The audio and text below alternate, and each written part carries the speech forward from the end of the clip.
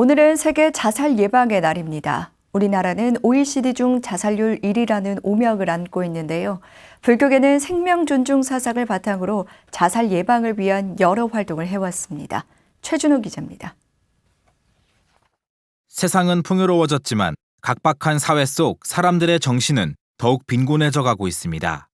통계청이 발표한 2018년 사망 원인 통계에는 자살로 사망한 사람이 13,000여 명으로 10대 사망 원인 중 하나를 차지하고 있어 스스로 목숨을 끊는 사례가 많다는 것을 알 수 있습니다. 특히 지난 10년간 청소년 사망 원인 1위가 자살인 것으로 나타나면서 사회 문제로 대두되기도 했습니다. 불교에서는 초기 경전에서 여러 자살 사례가 등장하고 이에 대해 부처님이 판단한 내용이 드러나고 있습니다. 부처님은 제 몸이 받는 것은 모두 업이기 때문에 아프거나 힘들어도 뛰어넘거나 받아들여야 하며 자기 몸을 해하는 것도 살생이라고 가르쳤습니다. 불교적 관점에서 자살은 불살생계를 어기는 행위이며 타인에게 나쁜 영향을 미치기 때문에 그 업보가 사라지지 않고 이어집니다.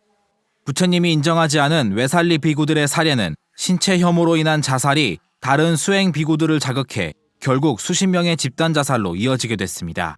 내가 몸이 아픈 것도 업으로 받아들여서 이걸 뛰어넘든지 아니면 이걸 받아들이는 이 약간 수용의 의미가 굉장히 우리 불교에서 있습니다. 부처님은 자살하는 것에 대해서 굉장히 걱정하셨습니다.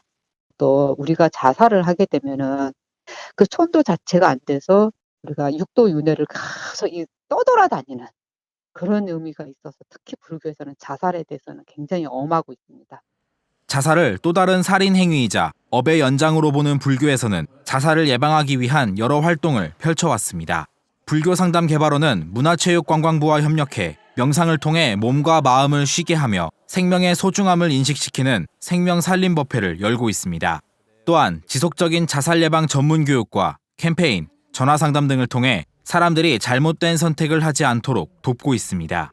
한편 불교를 비롯한 국내 종교계가 뜻을 모아 지난 11월 자살 예방 지침서를 출간해 자살 위기자를 돕는 방법, 자살 예방 활동과 유가족 지원 프로그램을 제시하기도 했습니다.